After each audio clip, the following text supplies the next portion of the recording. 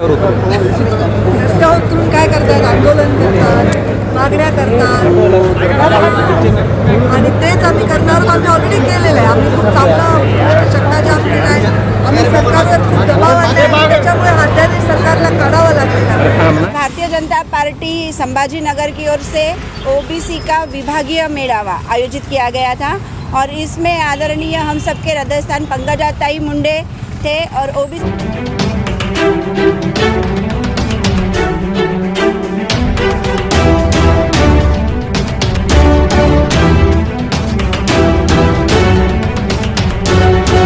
आदाब अर्ज़ है, मैं हूं नेहा खान और आप देख रहे हैं कौमी सियासत आप तक। आवाज आप ही की, आप तक पहुंचाएंगे हम। भाई आज ओबीसी मेड़ावा यहाँ पे रखा गया और बहुत दिनों के बाद पंकजाताई औरंगाबाद में नजर आई। सभी को नमस्कार।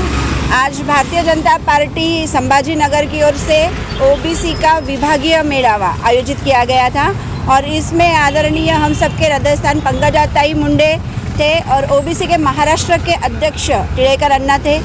आदरणीय संजू भाऊ केनेकर इनके अध्यक्षता में और आदरणीय आमदार अतुलजी सावे इनके मार्गदर्शन में आयोजित इस मेड़ावे का प्रमुख ये था कि ओबीसी आरक्षण रद्द किया गया है।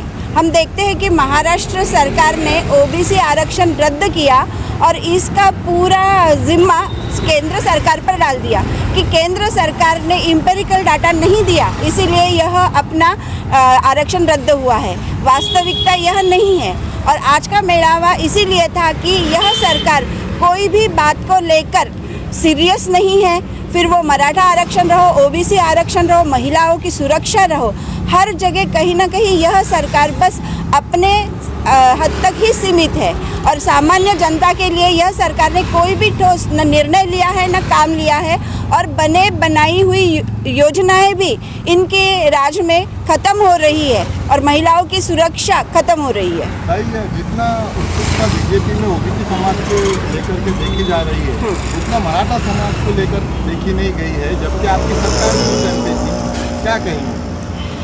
ऐसा तो मुझे दिखाई नहीं देता क्योंकि ओबीसी आरक्षण को लेकर हम देखते हैं कि ओबीसी यानी बहुजन समाज सभी समाज को साथ में लेकर जहां 12 बलूतेदार आते हैं और हर समाज को योग्य प्रतिनिधित्व मिलना चाहिए, यह भारतीय जनता पार्टी की भूमिका रही है।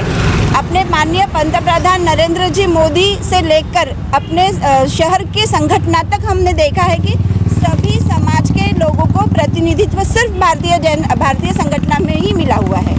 ताई ने अपने भाषण में कहा है कि जब तक जात पात हम नहीं भूलेंगे तो तरक्की नहीं कर सकते। आप कितना सहमत हैं? बिल्कुल सही, 100% मैं पंकजाताई के इस विशाल दृष्टिकोण से सहमत हूँ कि कहीं ना कहीं हमारा दुर्दैव है कि भारत में हमारे राजकारण में हमारे सभी इलेक्शन जो होते हैं कहीं ना कहीं आकर रिजल्ट अपने कम्युनिटी पर समाज पर आकर रुक जाता है। हमने उम्मीदवारों को देखना चाहिए, उनकी बुद्धिमत्ता को देखना चाहिए, उनके विकास और विजन को देखना चाहिए, तभी हमारा भारत देश विकसनशील देश है और विश्व गुरु बनने की राह पर है।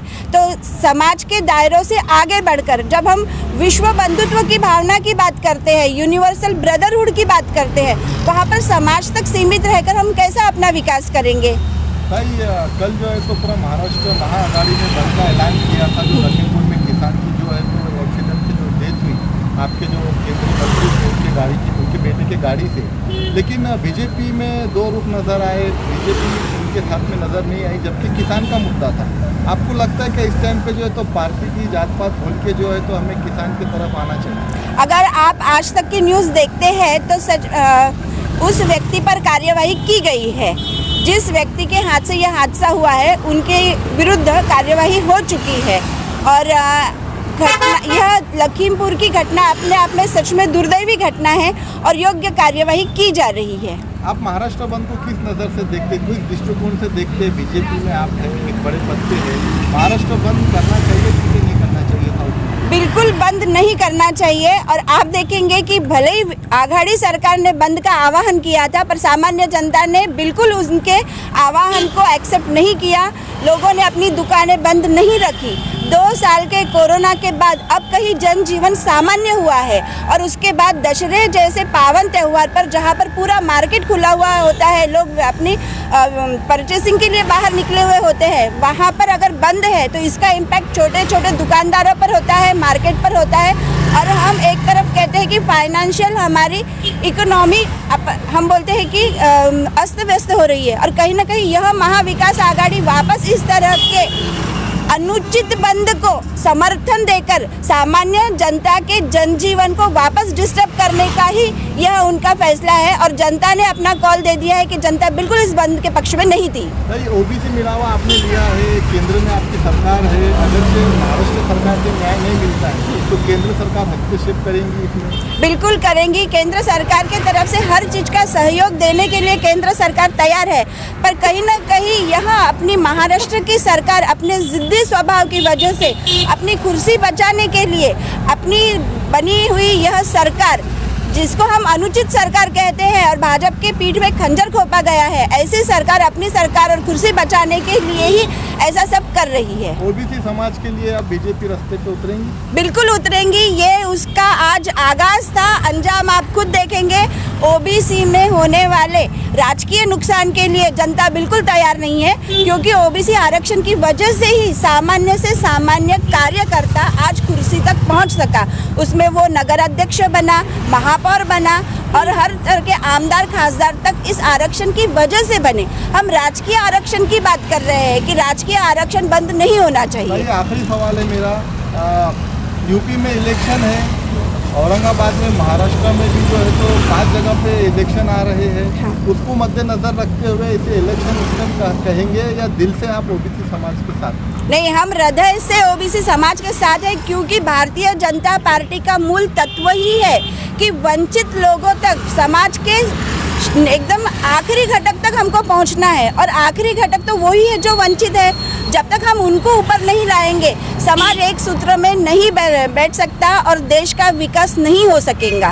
तो मोदी जी का जो सपना है, सेवा ही संगठन है और वंचितों तक पहुंचना है, उसका यह एकमात्र उपाय है कि हर तरह का जो भी आरक्षण हमारे कॉन्स्टिट्यूशन ने, हमारे आदरणीय बाबा साहेब अम्बेडकर जी ने जो बनाया था, उसको ज़्यादा डिस्टर्ब न करते हुए जैसा व्यवस्थित पूरे नियम चल रहे हैं वैसे ही होना चाहिए। भाई, इलेक्शन की बात है तो चलते चलते इतना बता दीजिए, जो मुख्यमंत्री साहब ने पैनल सिस्टम घोषित किया है, प्रभाग सिस्टम, उसको जो है तो आप किस नज़र से देखते हैं? महाआघाड़ी को फायदा मिलेगा या दूसरे पार्टियों को नुकसान होगा या इसमें सभी का फायदा है?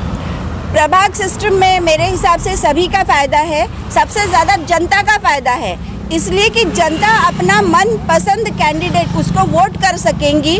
अगर हम संभाजी नगर की बात करते हैं तो पक्ष से पहले इस महानगर पालिका के इलेक्शन में लोग देखेंगे कि कौन सा व्यक्ति खड़ा है, उसका थोड़ा सा इतिहास देखेंगे कि यह सच में अभी आने वाले समय में संभाजी नगर पूरे देश में, मैं कहती हूँ कि 1 नंबर पर विकसनशील शहर रहने वाला है। तो कह सकते हैं कि बीजेपी का सपोर्ट है प्रभाग सिस्टम को, मुख्यमंत्री को सपोर्ट कर रहे हैं।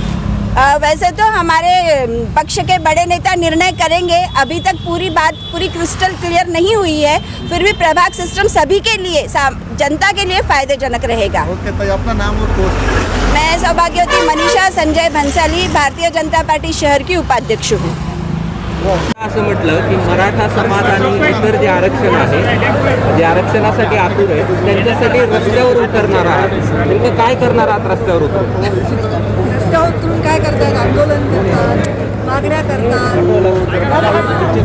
आणि तेच आम्ही करणार. आम्ही ऑलरेडी केलेलं आहे. आम्ही खूप चांगला चक्काजाम केला आहे. आम्ही सरकारवर खूप दबाव आणला आहे, त्याच्यामुळे अध्यादेश सरकारला काढावा लागलेला आहे. त्यामुळे आम्ही भविष्यामध्ये असं आंदोलन घेऊ जोपर्यंत आम्हाला पूर्णपणे खात्री होती की अध्यादेश हा वापरला जाईल आणि ओबीसी आरक्षण संरक्षण. काय तुम्ही इम्पेरियल डेटाबद्दल बोलला आहे, इम्पेरियल डेटाला अडून न बसता इतर राज्यांची मागणी घ्या आणि काय करता, तर नेमकं काय सूचना असेल सरकार? इम्पेरियल डेटा केंद्र शासनाने नाही दिला, याच्यावर अडकून न बसता राज्य शासनाने स्वतः, जर आम्ही त्या भूमिकेत असेल आम्ही तेच केलं असतं, आम्ही एम्पिरिकल डेटा मागितला होता केंद्र शासनाला, तेव्हा त्यांनी दिला नाही आणि त्यांनी दिला नाही, त्यांचे काही उत्तर दिले तर आम्ही आमची तयारी दाखवली होती, पण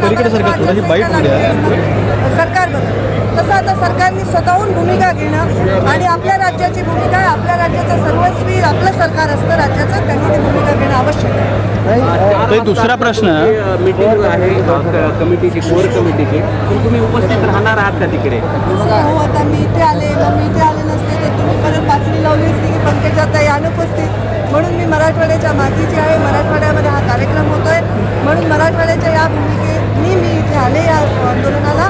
आता माझ्या त्या मीटिंगला मी उपस्थित नाही, तिथे ज्येष्ठ नेते आहेत, ते योग्य ते निर्णय घेतील. दसरा मेळाव्याबाबत काय तयारी जोरात सुरू आहे यावर? दसरा मेळाव्याची तयारी तर माझी काही नसते, मी आपली जाते आणि भाषण करते. लोकांची तयारी आहे, गावकऱ्यांची तयारी आहे.